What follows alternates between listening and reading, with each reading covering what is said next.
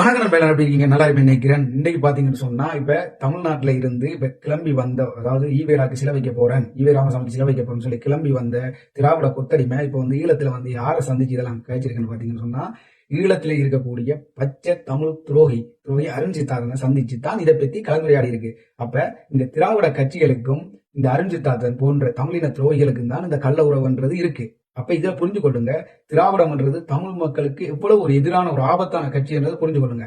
இப்ப அருண் சித்தார்த்தன் போன்ற துரோகிகளை வளர்க்கிற வேலைகளைத்தான் இப்ப திராவிட கட்சி செஞ்சு கொண்டிருக்கு. இப்ப அருண் சித்தார்த்தன் மாதிரி யார் துரோக வேலையில் ஈடுபடுவாங்களோ அவங்கள கொஞ்சம் கொஞ்சமா வளர்த்து விட்டு தமிழ் மக்களுக்கு எதிராக தூண்டி விட்டு தமிழ் மக்களை ஒரு பிரிச்சு ஆள்ற செயல்களை செய்யணும்ன்றதுதான் இந்த திராவிட சித்தாந்தம். அதைத்தான் தமிழ்நாட்டுல அவங்க இன்று வரைக்கும் செஞ்சு கொண்டிருக்கிற இது அதுதான். தமிழ் மக்களுக்கு எதிராக யார் வந்தா, தமிழ் மக்களுக்கு ஆதரவா யார் வந்தாலும் அவங்கள ஒன்றுமே இல்லாம தங்களை ஊடக பணபலத்தை கொண்டு ஒன்றுமே இல்லாம ஆக்கிடுவாங்க. ஆனா தமிழ் மக்களுக்கு எதிராக யார் வந்தாலும் அவங்களோட பண பலத்தை வச்சுக்கொண்டு அவர் மேல மேல தூக்கி அவர் தமிழ் தியாகி மாதிரி அடையாளத்தை காட்டி கொண்டு வரதுதான் இந்த திராவிட சித்தாந்தம். அது போலதான் இந்த ஈவே ராமசாமி எப்படி ஒரு பிம்பத்தை கட்டமைச்சு கொண்டு வந்தாங்க, அதேதான். இப்ப இந்த அருண் சித்தார்த்தனோட கள்ளவுறவுல ஈடுபட்டு இருக்க இந்த திராவிட கட்சிகள், இந்த திமுக கட்சிகள் எல்லாம் பாத்தீங்கன்னு சொன்னா, அருண் சித்தார்த்தன் ஈழத்தமிழர்களுக்காக பச்சை ஒரு துரோகி. அவன் சிங்கள கைக்கூலி, மற்றது சிங்களவங்களுக்கு ஆதரவா தமிழ் மக்களுக்கு எதிராக போராட்டம் செய்யறதுல முதன்மையா இருக்கக்கூடிய ஒரு பச்சை துரோகி.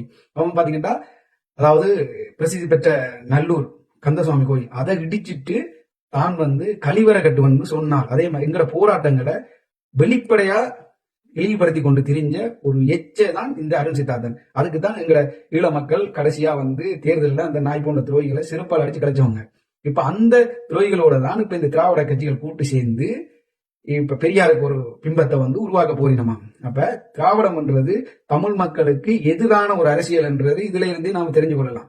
அப்ப ஒட்டுமொத்த உணர்வுள்ள தமிழனும் திராவிடத்துக்கு ஆதரவா இருக்கவே மாட்டான். ஏன்னா திராவிடம் என்றது ஒரு விஷ செடி.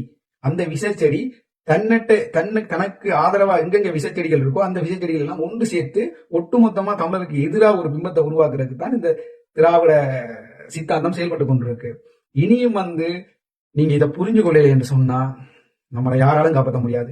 அன்றைக்கு எங்களுக்கு நடந்தது நாளைக்கு உங்களுக்கு நடக்கிறதுக்கு எவ்வளவு நேரம் ஆகாது. அதை புரிஞ்சு கொள்ளுங்க தயவு செய்து.